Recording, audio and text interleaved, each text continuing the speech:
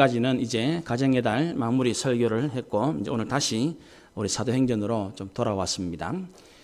지금 주일 오전에는 순서대로 설교하지는 않습니다. 제가 이제 한 장 중에 제일 중요한 부분들만 지금 가능하면 핵심을 추려서 이렇게 말씀을 여러분들과 같이 나누고 있습니다. 지금 사도행전을 하는 것은 올해 우리 새 표에 맞춰 지금 하고 있는 것이니까 그렇게 여러분들이 잘 아시고 하나님의 말씀의 은혜를 누리시기를 바랍니다. 우리가 지금 이제 이 오늘 설교 제목이 신앙의 시선이라 그렇게 되어 있는데, 신앙은 이제 복음이라고도 대체시킬 수가 있고, 그 신앙의 시선이라고 할 때 이 제목의 의미는 뭐냐면, 우리가 예수님을 믿고 하나님의 은혜로 구원받은 백성으로 일상을 살아가죠. 근데 그 일상을 살아가면서 우리도 여러 가지 일들을 겪게 되어지죠. 그죠?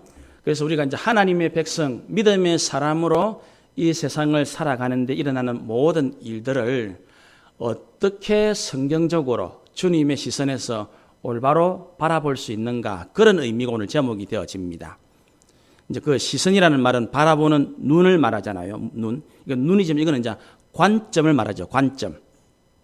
어떤 일을 우리가 보고 듣게 되었을 때에 그것이 드러내고자 하는 하나님의 뜻이, 하나님의 의미가 무엇인가 하는 것들이 이제 오늘 여러분들이 주보에 또 앞에 있는 제목의 의미가 되어집니다. 신앙의 시선이라는 이 말이 그런 뜻으로 오늘 우리가 하나님 말씀을 나누는 것이구나. 그러니까 이제 오늘 우리가 읽은 이 말씀은 오늘 이 말씀을 우리가 신앙의 시선으로 볼 때는 어떤 의미냐, 그런 뜻이 되어지겠죠. 이제 그것을 함께 나누려고 하는 것입니다. 이제 오늘 우리가 읽은 이 사도행전 12장 말씀을 통해서 우리가 지금까지 쭉 본 것은, 우리가 지난 시간까지 여러분들이 이제 그 안디옥 교회 기억이 납니까?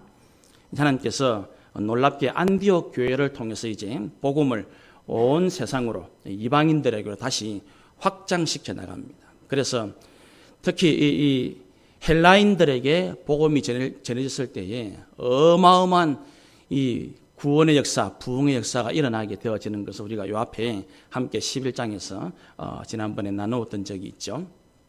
그런데 교회가 이제 그 놀랍게 자라고 부흥하는 것만큼 핍박과 고난도 같이 오는 것을 보게 되어집니다. 이제 그게 오늘 우리가 읽은 12장의 말씀이 되어지겠죠. 1절을 한번 보겠습니다. 그때에 헤롯 왕이 손을 들어 교회 중에서 몇 사람을 해하려 한다. 그 헤롯이 나오는데, 여러분 이제 복음서에도 사도행전에 헤롯이 나오는데 여러 명 나오지요. 여러분들이 이제 여기 나오는 이 헤롯은 헤롯 아그리빠를 말합니다.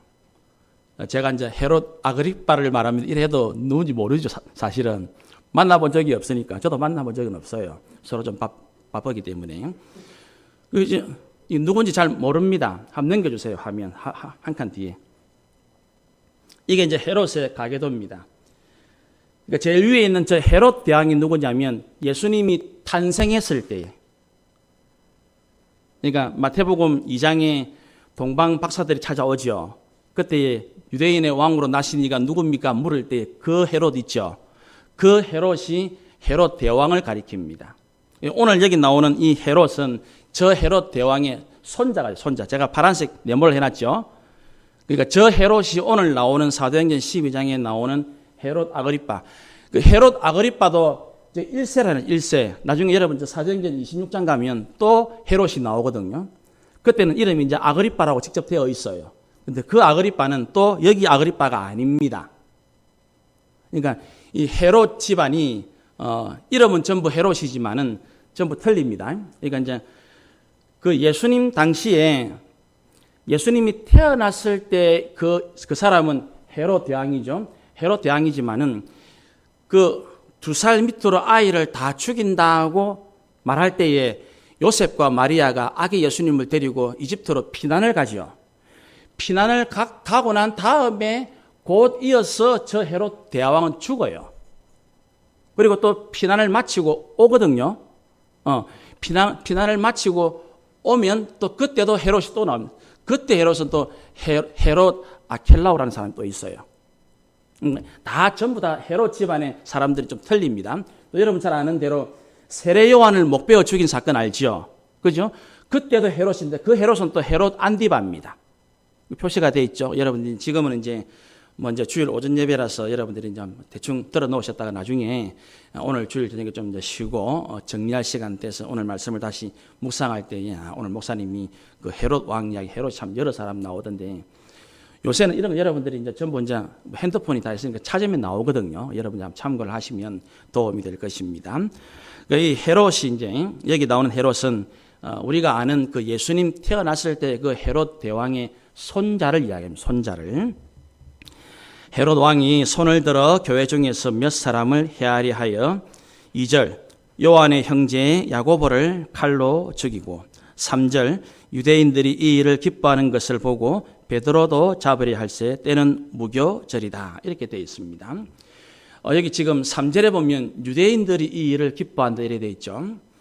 우리가 앞에 보았던 그 헤롯 집안은 이두메 사람입니다. 이두메는 쭉 그것을 올라가면 바로 그 야곱의 쌍둥이 형이 되는 에서 집안을 말하거든요. 그 에돔 족속입니다. 이제 좀 교회를 처음 나오신 분들은 뭔 소리인지 몰라도 이제 적어도 이제 세례 받으신 분 이상은 좀 알겠죠. 무슨 말인지. 이게 이제 유대인들 이스라엘 사람들의 기준에 볼 때는 헤롯 집안 사람들은 이방인에 속해요. 이방인. 그러니까 이제 이방인으로서 로마의 황제의 명을 받아 이스라엘의 지역을 다스리죠. 그러니까 명칭은 왕이지만 로마에서 볼 때는 그냥 한 고을을 다스리는 영주쯤 되는 거예요. 그 호칭은 왕이라고 하지만 실제로 한 고을을 그러니까 이제 분봉왕 들어봤습니까? 분봉왕. 그러니까 이제 나눈다는 말이죠. 나눈다는 말. 나누어서 다스리는 그런 그러니까 왕이지만 조금 그 우리나라 옛날식으로 표현하면 영주에 가까운 그런 위치에 있는 사람. 그러니까 이제 왕이지만 이스라엘 사람들의 시선에서는 이방인으로 비춰지는 인물. 그러니까 이제 뭐가 필요하겠습니까? 유대인들의 호감을 얻는 것이 필요하단 말입니다. 이해되겠죠? 뭘 위해서요? 자기의 정치적인 안정을 위해서. 내가 훨씬 더 좀 편안하게 수월하게 이 유대 땅을 다스리려고 하면 이 땅에 있는 유대인들의 호감을 좀 사야 되는데, 그죠? 왜냐하면 자기는 조상이 에돔이거든. 에서 피를 이스라엘 사람들이 볼 때는 이방인으로서 별로 인정을 못 받고 있단 말입니다.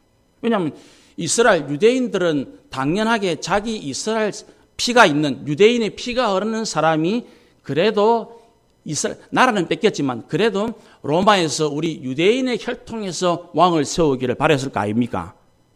당연히 그렇죠. 당연히. 그런데 유대인의 혈통에서 빗나가 있는 에돔의 피가 흐르는 사람, 그 이두메 출신인 헤롯 집안이 이스라엘을 다스리고 있으니까 별로 마음에 안 드는 거예요.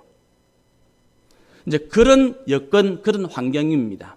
그럴 때 이제 이 헤롯 아그리빠가 이제 자기의 정치적인 안정을 위해서 또 자기 나름대로 좀 수월하게 이 유대 땅을 다스리기 위해서는 내가 이 사람들이 좀 좋아하는 걸 하면 좋겠다 싶었는데 여기 보니까 지금 요한의 형제 야고보를 칼로 죽였다 이러니까 유대인들이 좋아하는 거예요. 그렇죠? 그러면 이제 유대인들이 좋아하는 일을 봤다. 그러면 어찌하겠습니까? 이걸 더 하겠습니까? 중단하겠습니까? 더 하려고 하겠죠. 이거 지금 요래하니까 유대인들이 참 좋아하네. 그러면 이렇게 하면 되겠네. 그래가지고 이제 다음 타자, 이제 요한의 형제 야고보가 이절에 칼로 죽였다. 이게 이제 참수형을 당했고. 이것 때문에 이제 3절에 보니까 베드로도 그래 하면 되겠네. 했는데 때가 무교절, 3절에는 무교절에 나오고 4절에는 6월절 그래 나오죠. 그래서 이제, 명절에는 아주 위험합니다. 왜냐면은 명절에는 이 유대인들, 이스라엘 사람들이 전국 각지에서 다 모이거든요. 그죠? 까딱 잘못해가지고 이게 지금은 좋은데 명절 분위기 딱 타가지고 분위기 휩쓸리면 까딱하면 이게 데모로 번질 위험이 크거든. 그래서 명절에는 워낙 많은 사람들이 모이니까 이때는 좀 자제했다가 명절이 딱 지나면 유대인들이 좋아하는 이 예수 믿는, 그러니까 제가 지금 유대인들이라고 말할 때는 이게 기독교인을 말하는 것이 아닙니다. 그러니까 야고보, 베드로, 요한 이런 사람이 기독교인, 그리스도인들이고 유대인들은 하나님을 믿는 사람을 말하는 것이 아닙니다. 그걸 여러분들 잘 이렇게 분별을 해서 들으셔야 됩니다. 이제 그래서 내가 지금 이 기독교인들을 잡아 죽이거나 옥에 가두면 이걸 유대인들이 참 좋아하는구나. 지금 헤롯에게는 뭐가 필요하다고요? 유대인들의 지지가 필요하단 말입니다. 이걸 내가 해야 되겠다. 이제 이 장면을 우리는 이제 오늘 신앙의 시선의 첫 번째 장면을 만나게 되어집니다. 야고보는 칼로 죽임을 당하고 베드로는 옥에 갇혔습니다. 성경은 우리가 하나님을 믿고 복음을 따라 사는 이 길이 마냥 순탄하고 평안하다고 미화시키지 않는다는 것입니다. 이게 첫 번째 신앙의 시선입니다. 우리가 지금 우리는 사실은 이런 말씀을 들으면 우리도 지금 예수님을 믿고 따라가는데 이런 사건이 내게도 일어난다면 여러분들이 계속 이 신앙생활을 유지하겠습니까? 쉽지는 않겠죠. 만약 결국 내가 예수 믿다가 나도 칼에 죽임을 당한다면, 나도 헤어날 수 없는 감옥에 갇힌다면, 이 길이 끝끝내 예수님을 따르고 믿는 길이라면 우리 중에 오늘 이후로 여러분 오늘 이 예배를 마치면 우리 다 이제 예수 믿는 것 때문에 잡혀가야 됩니다. 이러면 여러분들은 지금 그런 일이 없는 줄 알고 있기 때문에 제가 도망가겠습니까? 남아있겠습니까? 물으면 남아있죠. 이렇게 쉽게 말하겠지만 진짜로 잡혀간다면 어쩌겠습니까? 아예 오늘 나오지 않는 사람들이 많겠죠. 이게 그렇다는 것입니다. 그래서 성경은 우리가 신앙을 믿고 예수님을 믿고 따라간다는 이 신앙생활이 마냥 평안하고 마냥 순탄하고 마냥 하나님 앞에 좋을 것이라고 말하지 않는다는 것입니다.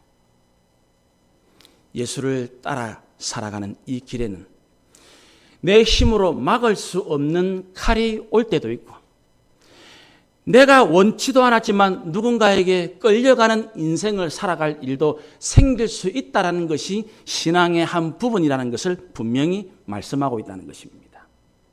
이거 우리가 첫 번째로 다시 한번 마음에 잘 새기셔야 되겠죠. 여러분들 잘 아는 내용이지만. 그죠? 여러분 지금 열심히 직장 생활을 하고 살아가고 있지만 쉽지가 않죠. 쉽지가 않습니다. 돈을 좀 벌어서 가족을 먹이 살리기 위해서 아침 일찍부터 저녁 늦게까지 수고하고 애쓰는 사람들이 얼마나 많은지 모릅니다. 그런데 그렇게 수고하고 애쓴다고 해서 여러분들이 수고한 만큼 수익이 또는 수입이 생깁니까? 그것도 아니죠. 그저 먹고 사는 정도. 그렇게 살아가고 있습니다. 또 어떤 때는 예상치 못한 사건이나 일이 터지는 때가 있습니다. 아니, 무단히 아침에 학교를 어린이집에 잘 간 우리 아이가 다치기도 하고 싸우기도 하고 예상하지 못한 일들이 그 어린 아이 때 일들이 그냥 그때뿐입니까? 초등학교 가면 더 큰 일도 생기고 중고등학교 가면 더 큰 일도 생기고 대학을 가거나 취직을 하면 상상할 수도 감당할 수 없는 일들이 계속 생깁니다.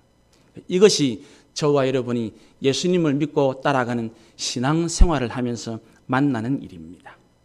아마 우리는 짧은 지난 일주일도 그렇게 살아왔을 것입니다.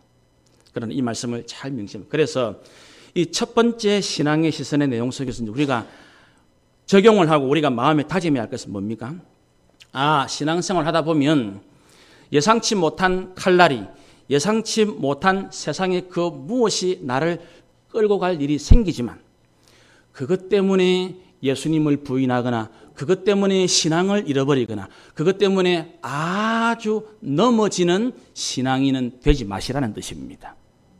고난이 오지만 힘든 일이 생기지만 그 고난과 환난 때문에 환난과 핍박 때문에 예수님을 놓쳐버리고 신앙을 잃어버리는 그런 일은 우리 가운데 있어서는 안 되겠다는 것이 이제 저는 여러분들을 통해서 우리가 함께 첫 번째 이 장면을 통해서 우리의 삶에 이제 적용해야 될 내용이 되어지는 것입니다. 어려운 일은 옵니다. 그러나 그것 때문에 힘들 수는 있습니다. 어려울 수는 있습니다. 그럼에도 불구하고 그 환난과 박해 속에서도 예수님을 향한 시선은 절대로 놓치거나 잃어버리지 않는 저와 여러분이 되시기를 바랍니다. 그런데 우리는 이 장면에서 좀 더 깊이 이제 이 사실을 나누어서 살펴보고 있습니다. 지금은 이제 앞에 나왔지만 요한의 형제 야고보는 죽었고 베드로는 감옥에 갇히지만 베드로는 하나님이 구출시켜 주시죠. 여러분 한번 생각을 해보세요. 야고보도 더 살려주셔서 더 많은 일을 하게 하시는 게 좋지 않을까요? 우리 생각에. 그렇지 않습니까? 나아가서 하나님은 죽으려고 하는, 죽을 뻔하는 이 야고보를 살릴 수 있는 능력이 있으십니까? 없으십니까? 있으시죠?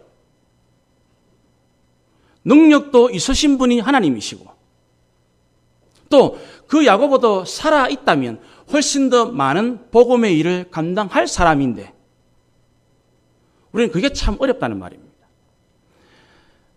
제가 이제 30년 전에 목회를 처음 시작할 때도 꼭 이런 일들이 우리 그 신학생들에게는 사실은 제가 신학을 시작할 때는 이런 내용들이 큰 이슈였습니다. 이게 뭐냐면 우리 같은 이제 이 전도사님들 중에서도 소위 말하는 이제 이 신라 시대의 제도를 빌어서 뭐 성골, 진골 이런 게 있어요. 이제 아버지가 목사님인 사람, 아버지가 좀 큰 교회 장로님인 사람, 저 같은 경우는 아무것도 없는 사람. 그때 우리에게도 이 회자되었던 표현이 뭐냐면 누구는 인삼 먹고 누구는 무 먹나. 똑같은 건데 그 땅속에 있는 똑같은 건데 쑥 빼봤더만 누구는 인삼이고 누구는 무거든. 그런 말이 회자가 된 적이 있어요. 누구는 인삼 먹고 누구는 뭐 먹고. 그러니까 그 사실은 세상이 어떻단 말입니까? 참 불공평하네. 그죠? 왜 야고보, 같은 사도인데, 같은 예수님의 제자인데, 왜 야고보는 칼로 죽임을 당하고, 왜 베드로는 감옥에 갇혔음에도 기적적으로 살려줍니까? 똑같이 살리든지, 똑같이 죽이든지. 이것이 이제 우리가 첫 번째 신앙의 시선에서 이제 더 깊은 두 번째 시선으로는 하나님은 얼마든지 그렇게 하실 수 있지만, 있으신 분이지만 하나님은 우리 모두를 다양한 방법으로 다양한 곳에서 다양하게 사용하신다는 것을 기억하시란 말입니다. 이게 두 번째 시선이란 말입니다. 그래서 아마 저희 교회를 좀 오래전부터 함께 하신 분들은 잘 알고 우리 교회에는 중요한 말하지 않는 중요한 원칙이 있습니다. 그 뭐냐면 나는 일하는데 왜 당신은 일에 안 합니까? 절대로 그런 말 하면 안 됩니다. 여러분 잘 아시죠? 오후에 마치고 청소할 때도 제가 다른 분들이 오면 청소하는데도 제가 손님 모시고 제 방에 차를 좀 부탁을 하고 청소할 분은 청소하고 손님 맞을 그렇게 해야 되거든요. 각자 역할이 있습니다. 그래서 가장 위험한 것이 바로 그런 것입니다. 그래서 우리 한국 아이들이 어릴 때는 천재들이 많다 그러죠. 그런데 중고등학교를 거치고 대학 가면서부터 세계에서 경쟁력이 확 떨어진다 그러죠. 그 제일 중요한 이유를 교육학자들이 뭐라는 줄 압니까? 획일화된 교육 방식이라고. 학교가 학생을 찍어내는 곳이라 그 이야기거든요. 똑같은 학생, 똑같은 국어, 똑같은 수학, 똑같은 영어는 사람을 각자 다르게 너무나 창조주 하나님이 너무나 창조적으로 만들어 놓은 인생들을 전부 다 똑같이 붕어빵처럼 찍어내고 앉았다는 거예요. 그래서 한국 아이들은 어릴 때는 세계 어느 아이들보다 가장 창의적이고 가장 똑똑하고 가장 놀라운 아이들인데 대학까지 학교에 들어갔다 나오면 이게 전부 다 획일적인 아이로. 실제로 보면 알죠. 저희 사택 앞에 이제 학교가 있기 때문에 애들 복장이 전부 똑같아요. 남학생, 여학생 헤어스타일 다 똑같아요. 신발, 옷 거의 비슷해요. 그러니까 그렇게 살아간다고요. 대단히 중요한 것입니다. 하나님은 야고보는 야고보처럼 사용하시는 겁니다. 왜냐하면 그 사람은 야고보니까. 베드로는 베드로처럼 사용하시는 겁니다. 왜요? 그는 베드로니까. 야고보가 베드로 보고 너는 왜 내처럼? 그러니까 여러분 요한복음 마지막 장면 혹시 읽은 분 기억합니까?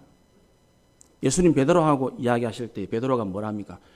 저 예수님을 사랑하시는 제자를 보고 예수님 자는 어째 됩니까? 예수님 뭐랍니까? 가는 가길 갈 거니까 신경 쓰지 마라. 뭐랍니까? 너나 잘해라. 그게 예수님 말씀이에요. 여러분 신앙생활 할 때 하나님 우리 모두를 각자를 다양하게 쓰신다는 것을 꼭 잊지 마셔야 됩니다. 그래서 여러분 얼마나 이게 위험한지 여러분 만약에 하나님이 저보고 제가 여러 번 반복적으로 강조했지만 야야 너는 왜 한국의 그 유명한 큰 교회 아무개 목사처럼 목회 안 하느냐 그렇게 안 한단 말입니다. 왜냐하면 나는 그 목사가 아니니까. 하나님이 저는 어떻게 사용되고 쓰임받기를 원하십니까? 지성환 목사로 쓰임받기를 원하신단 말입니다. 왜냐하면 그렇게 저를 만드셨으니까. 하나님이 그렇게 그러니까 이거는 이제 여러분 개인에게도 교회도 마찬가지. 우리 생명나무 교회 보고 하나님은 어느 큰 교회 어떤 환경 좋은 저런 교회처럼 흉내내라 그렇게 말씀하시지 않습니다. 하나님은 우리 생명나무 교회가 생명나무 교회만 되어지기를 바라신다는 것을 기억하셔야 됩니다. 하나님은 우리 교회가 다른 교회 흉내내는 교회가 되기를 원하지 않습니다. 하나님은 이 교회가 바로 하나님이 원하시는 진짜 그 교회가 되기를 바라신다는 것입니다. 그거를 기억하셔야 된단 말입니다. 그래서 여러분들이 자녀를 키울 때에도 부부를 대할 때도 마찬가지입니다. 제일 중요한 가치가 뭡니까? 하나님의 계획대로 그 한 사람 한 사람을 존중해 주는 것입니다. 너무 중요한 것입니다. 그래서 이제 우리가 이런 말씀을 들을 때에는 여러분들이 오늘 이 예배를 드린 후에는 이제 오늘도 예배를 마칠 때에는 인사하실 때 더 한 사람 한 사람 존중해 주십시오. 그러니까 지금까지 대다수의 교회들이 그런 것 때문에 어려움을 겪는다고요. 나는 이래 하는데 왜 너는 안 하노? 그 말을 듣는 사람은 상처를 받는다니까요. 그럴 필요가 없습니다. 야고보는 야고보의 삶이 있습니다. 베드로는 베드로의 삶이 있습니다. 그러므로 여러분은 여러분의 삶을 하나님 안에서 살아가시기를 바랍니다. 그걸 바라볼 수 있어야 됩니다. 그것이 너무나 중요한 것이에요. 이제 이것을 우리에게 다시 마음에 잘 새기죠. 드디어 이제 기도의 시선으로 우리의 신앙 기선을 하나님이 인도하시죠. 5절. 이에 베드로는 옥에 갇혔고 교회는 그를 위하여 간절히 기도하더라. 베드로 사도가 감옥에 갇히게 되어졌고 그 소식을 들은 교회는 하나님 앞에 간절히 기도했고 이 기도를 위해서는 우리가 밑에 쭉 보니까 여러 사람이 모였습니다. 12절에 보니까 깨닫고 마가라 하는 요한의 어머니 마리아의 집에 가니 여러 사람이 그러니까 한 사람 베드로를 위해서 여러 성도들이 모여서 그것도 보니까 12절 끝에 기도하고 있더라. 아마 이 문제가 해결될 수 있도록까지 간절히 기도한 것을 보게 되어집니다. 이제 우리는 이제 신앙의 시선으로 살아가는 성도들은 어떤 모습으로 가야 하는가?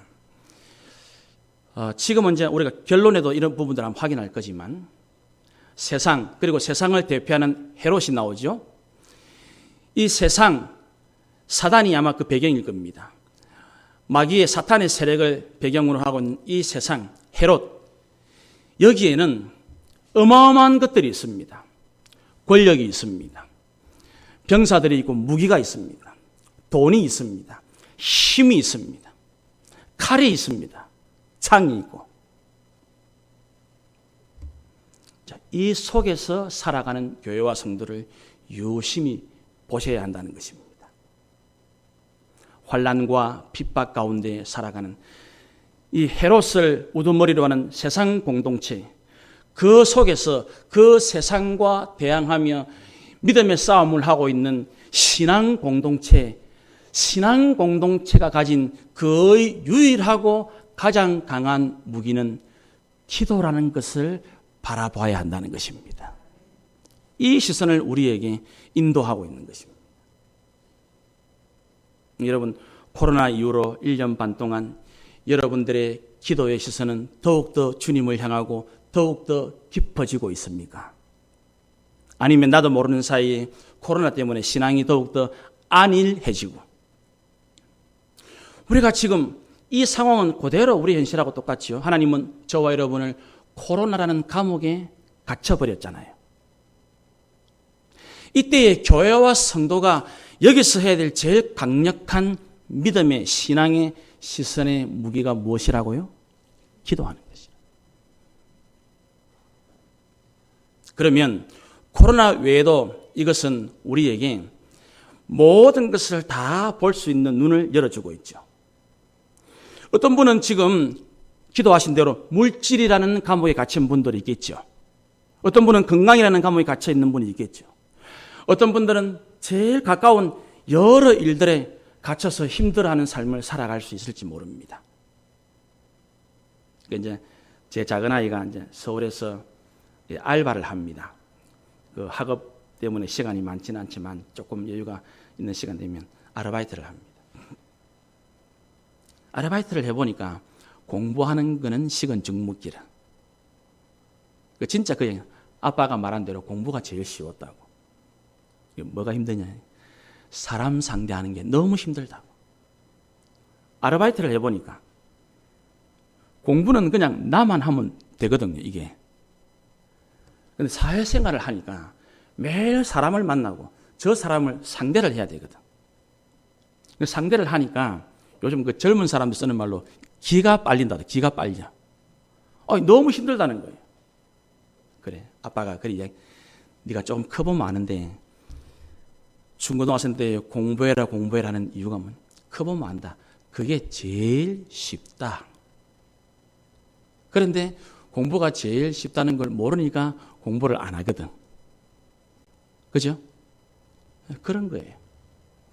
그런 사람들과의 감옥에 갇혀 지내는 분들도 계실지 모릅니다. 그럴 때나 오늘 우리에게 신앙의 시선으로 인도하시죠. 뭘 하라고요? 간절히 기도해야 한다는 것입니다. 간절한 기도를 하나님께서 통해서 저와 여러분을 우리가 갇혀있는 그 감옥에서 나올 수 있도록 역사하시고 기적과 은혜를 베풀어 주실 것이라고 말씀하고 있단 말입니다. 그래서 여러분들이 이제 뭔가에 갇히기 시작하고 갇혔다고 느꼈을 때는 오늘 성경은 분명한 믿음의 눈으로 답을 제시하고 있습니다. 간절히 기도하십시오. 그러면 갇힌 옥문이 열리게 되어질 것이란 말입니다. 그런데 우리는 이제 기도하기보다는 주로 뭐 합니까? 사람을 찾아가 자꾸 해결하려고 원하죠.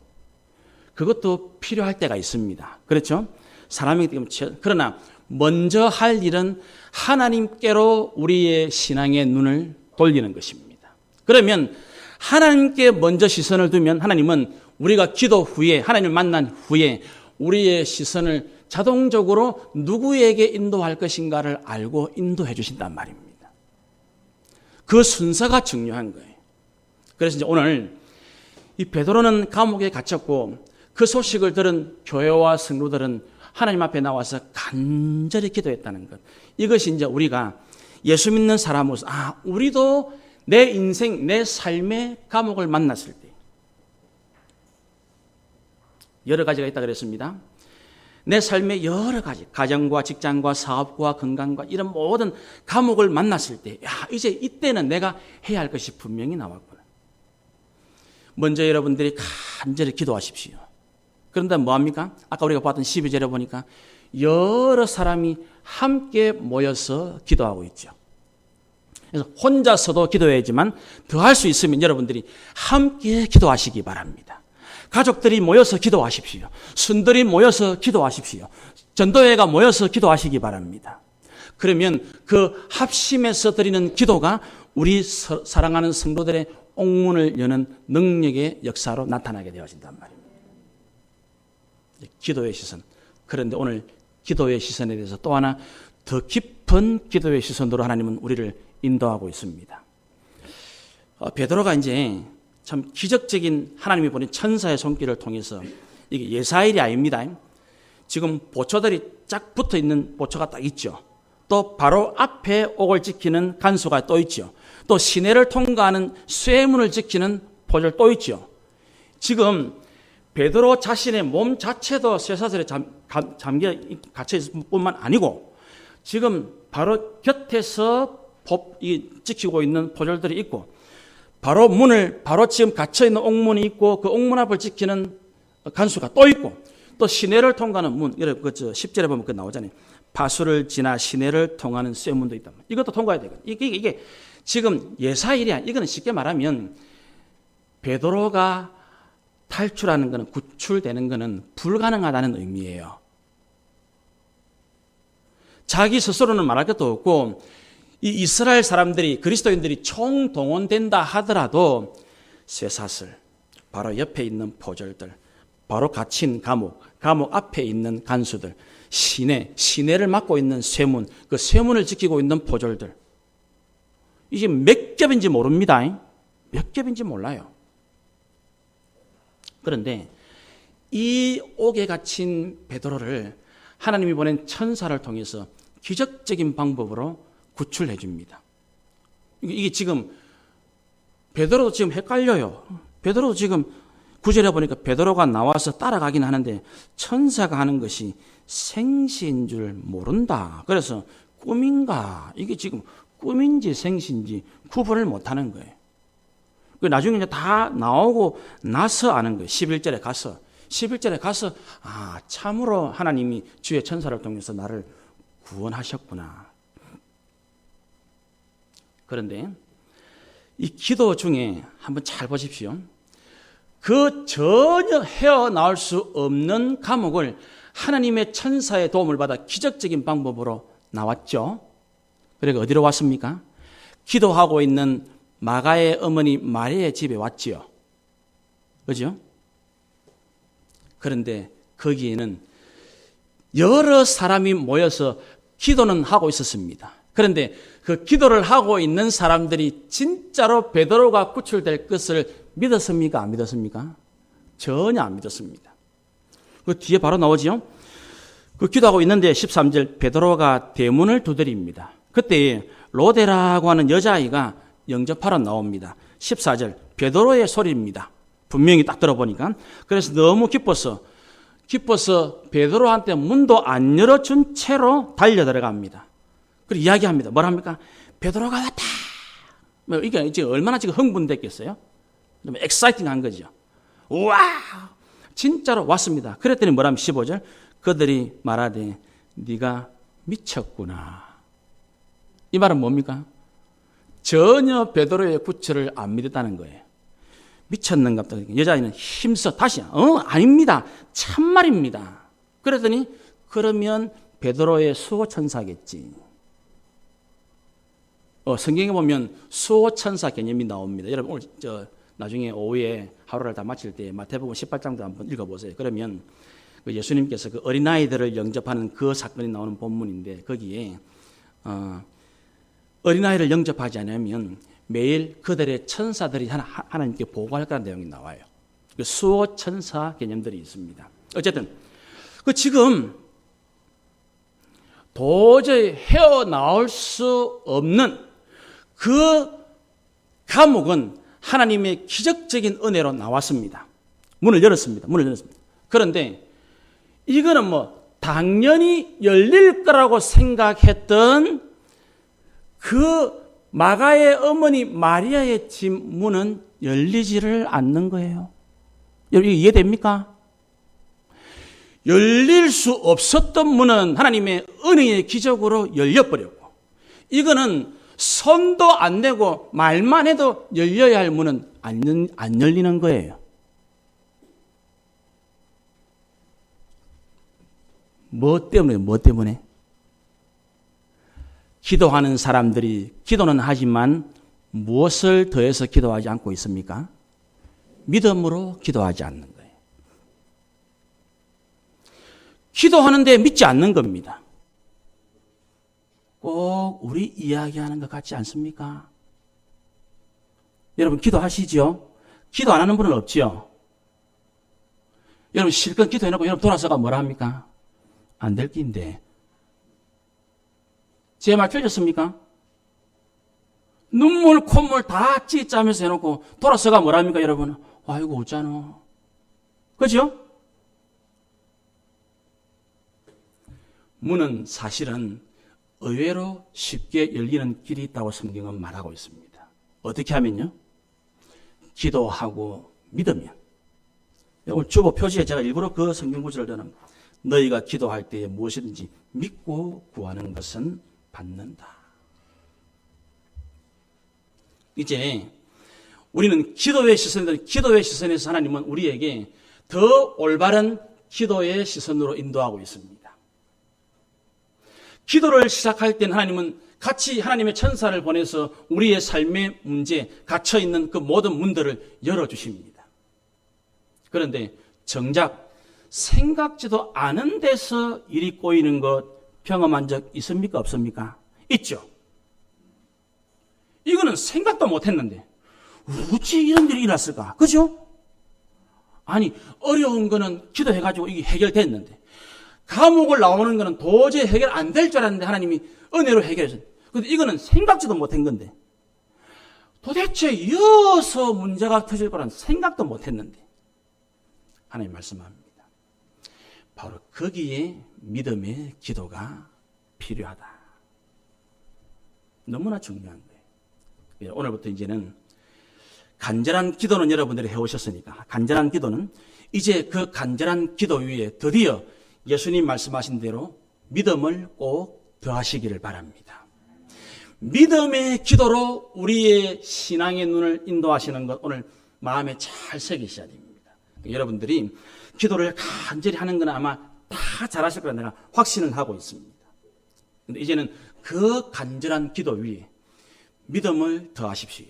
그러면 하나님의 베푸신 은혜와 기적은 기쁨과 찬송과 감사로 바뀌어지게 되어진단 말입니다. 이거를 우리의 마음에 꼭 새기시기 바랍니다. 이제 오늘 이 말씀을 마무리하면 우리는 이제 전체적으로 우리의 신앙의 시선을 마무리하려고 합니다. 이제 가장 오늘 이 사도행전 12장 사건은 사실은 우리가 지금 신앙으로 우리의 삶을 바라보는 눈을 나누었지만 사실은 신앙 자체로 우리를 인도하고 있어요. 그게 뭐냐? 여러분 제가 방금 말씀드렸지만 베드로가 감옥에서 나오는 것은 불가능한 일입니다. 그렇죠? 제가 다시 설명할게요. 거기 보면 6절에 두 군인 틈에 있습니다. 두 쇠사슬에 매여 있습니다. 파수꾼들이 그 문을 지키고 있습니다. 그렇죠? 나왔습니다. 그리고 나서 아까 우리 10절에 본 대로 쇠문이 또 있습니다. 2중 3중에 이미 지금 자기가 지금 두 쇠사슬 갇혀 있고 옆에 있고 앞에 있고 또 앞에 있고 쇠문 있고 그 쇠문 지키는 파수꾼 또 있고 불가능합니다. 이 말은 신앙생활이라는 것은 오직 하나님의 은혜로 되어지는 것임을 다시 우리에게 말씀하시고 있는 것입니다. 아무리 무슨 조건이 갖춰지고 아무리 무슨 내가 할 수 있는 능력이 되어져도 올바른 신앙인의 삶은 하나님의 은혜가 가장 절대적이라는 것입니다. 그래서 오늘 일부러 오늘 이 사건 사도행전 12장에 일어난 이 사건이 유월절이라고 말씀을 하고 있죠. 3절에 무교절 우리가 아까 봤죠. 그 4절에 유월절 그래 되어 있었죠. 그죠? 유월절이 어떤 날입니까? 유월절이 하나님께서 핍박과 고난 가운데 갇혀 있었던 이스라엘 백성들을 이집트에서 구원하신 날이 유월절이잖아요. 그죠? 그거를 누가 할 수 있습니까? 하나님만이 하실 수 있는 것이란 말이에요. 하나님만이 하실 수 있는 일. 이것을 우리에게 일러주기 위해서 오늘 이 사건은 유월절에 일어난 일입니다. 그러므로 교회와 성도들에게 가장 절대적인 신앙의 시선, 그게 뭐냐? 가장 근본입니다. 유월절이 우리를 어디로 인도해주고 있습니까? 출애굽의 유월절 그 문설주와 임방에 발랐던 어린 양, 그분이 바로 신약의 누굽니까? 예수님. 신앙의 핵심으로, 신앙의 뿌리로 저와 여러분을 다시 인도해주고 있지 않습니까? 이 사건은 유월절에 일어난 사건이다. 베드로의 이 기적 같은 구출 사건은 유월절이다. 그 말은 하나님께서 독생자를 보내신 그 십자가의 은혜, 하나님의 은혜가 아니면 이 일은 일어날 수 없다는 것입니다. 그러므로 예수님을 믿고 신앙생활을 하는 오늘 베드로와 같은 주님의 뒤를 따라가는 저와 여러분, 내 삶에 너무 힘이 듭니다. 핍박이 옵니다. 환난이 옵니다. 고난이 옵니다. 때로는 그 모든 것들에 갇혀 지냅니다. 이때에 내 삶에 놀라운 기적을 경험하는 이 일이 어디에서 일어나는가? 하나님의 은혜로 일어나게 되어진다는 것입니다. 하나님의 은혜. 그러므로 여러분, 우리가 십자가 앞으로, 진리의 말씀 앞으로 왜 가까이 가야 됩니까? 하나님의 은혜가 바로 그것을 통해서 오기 때문입니다. 예수님의 이름으로 오기 때문에, 예수님을 통해서 우리에게 주시기 때문입니다. 그래서 여러분, 날마다 예수님 앞으로 가까이 가시기 바랍니다. 말씀 앞으로 가까이 가시기 바랍니다. 그러면 여러분은 환난과 핍박과 갇힌 감옥 같은 내 삶에 이게 꿈인지 생신지 구분 못한 한없는 하나님의 기적과 은혜와 능력을 경험하게 되어질 거란 말입니다. 마무리를 다시 해볼게요. 잘 보십시오. 세상에 왕이 있습니다. 그 세상을 왕을 따라가는 헤롯 일당들이 있습니다. 그들에게는 너무나 우리 보기에 눈에 보이는 좋은 것이 있습니다. 돈이 많습니다. 숫자가 많습니다. 건물이 많습니다. 조직이 잘 돼 있습니다. 보이지 않는 만왕의 왕 예수 그리스도가 계십니다. 십자가의 죽임을 당하셨기 때문에 사람들이 실패자로 보고 있습니다. 나약한 존재로 보고 있습니다. 그 무리들은 너무나 형편없이 가난하고 힘이 없습니다. 그러나 마침내 누가 승리합니까? 오늘 이 사도행전 12장 끝부분은 바로 이 헤롯을 하나님이 벌레를 동원해서 죽여버립니다. 세상 권력, 세상 물질, 세상 조직, 세상 힘은 하나님 앞에는 벌레만도 못한 것들입니다. 그거를 볼 수 있는 눈이 있어야 한다는 것입니다.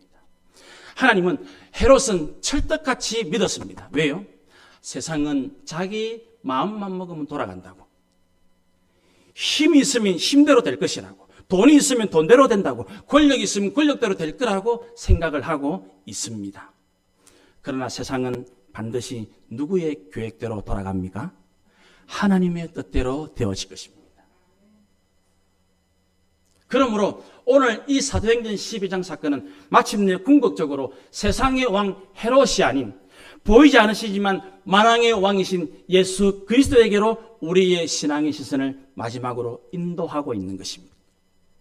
부디 우리가 하나님 앞에 믿음으로 그분 앞에 나아가면 우리는 그분 앞에 놀라운 은혜를 입게 되어질 것입니다. 그래서 도저히 헤어나올 수 없는, 해결될 수 없는 그 닫힌 문들이 하나님의 은혜로 열리는 것을 경험하게 되어질 것입니다. 사랑하는 성도 여러분, 오늘 하나님께서는 우리에게 이 야고보의 죽음과 베드로의 옥의 갇힘을 통해서 우리에게 놀라운 믿음의 길을 걷는 신앙이 어떤 눈을 가져야 하는가를 말씀하시고 도전하고 있습니다. 신앙생활은 마냥 평탄한 길이 아닙니다. 생각지도 못한 칼이 있고 옥이 있다는 것을 잊지 마시기를 바랍니다. 하나님은 우리를 다양하게 부르신 것을 잊지 마십시오. 야고보는 야고보의 삶이 있습니다. 그래서 건강하게 오래 살라고만 기도하셔는 안 됩니다. 사명을 다하고 살 수 있도록 기도하셔야 됩니다. 베드로는 베드로의 길이 있습니다. 그래서 오래 사냐 일찍 그게 문제가 아니고 사명을 감당하느냐가 귀하다는 것을 꼭 기억하시기를 바랍니다. 베드로와 같이 자 하나님은 기도의 시선으로 우리를 인도하는 것을 명심하셔야 됩니다. 여러분들의 삶에도 뭔가 나를 가두는 것이 보여지고 느껴지기 시작하십니까? 간절히 기도를 시작하십시오. 하나님의 기적이 시작되어질 것입니다. 기도를 하되 믿음으로 기도하시기 바랍니다. 이 모든 것이 6월절 어린 양 예수님 앞으로 가야 해결되어집니다. 은혜 아니면 우리의 삶의 옥문은 열리지 않습니다. 하나님이 보내신 은혜가 아니면 절대로 우리의 잠자는 인생이 깨어날 수가 없습니다. 하나님의 은혜를 볼 수 있는 믿음의 눈이 열리시기를 바랍니다. 그래서 환난과 고난과 핍박 속에서도, 감옥에 갇힌 이 고통스러운 삶 속에서도 저와 여러분의 시선이 예수 그리스도를 향하고 하나님 우리 아버지께로 나아감으로써 우리의 삶에 상상할 수 없는 기도와 믿음을 통해서 기적이 일어나는 삶을 경험하시고 살아가시게 되시기를 주님의 이름으로 축원합니다. 기도드립시다. 하나님 우리 아버지, 예수를 믿는다고 해서 하루아침에 문제가 해결되지 않습니다. 삶 자체가 그냥 좋고 순탄하지만은 않습니다.